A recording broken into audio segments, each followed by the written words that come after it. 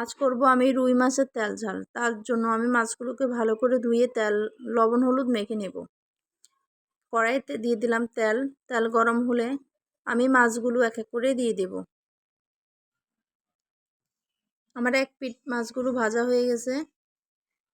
একটা বাটিতে নিয়ে নেব 2 চামচ আদা বাটা, 1 চামচ জিরে বাটা, হলুদ, লবণ, মরিচ সবগুলো আমি একটা পেস্ট বানিয়ে নেব।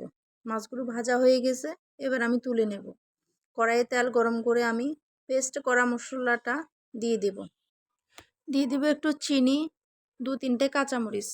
মশলাটা আমি ভালো করে কষিয়ে নেব যাতে কাঁচা গন্ধ না করে। তারপরে দিয়ে দেব পানি। যখন ঝোলটা একটু উতরবে তখন আমি এক এক করে মাছগুলো দিয়ে দেব এবং যখন একটু ঘনিয়ে আসবে আমি কয়েকটা কিশমিশ দিয়ে দেব এবং গরম মশলার গুঁড়ো দিয়ে দেব। হয়ে গেল আমার রুই মাছের তেল ঝাল। আপনাদের সবার ভালো লাগলে লাইক, কমেন্ট, সাবস্ক্রাইব করে আমার পাশে থাকবেন।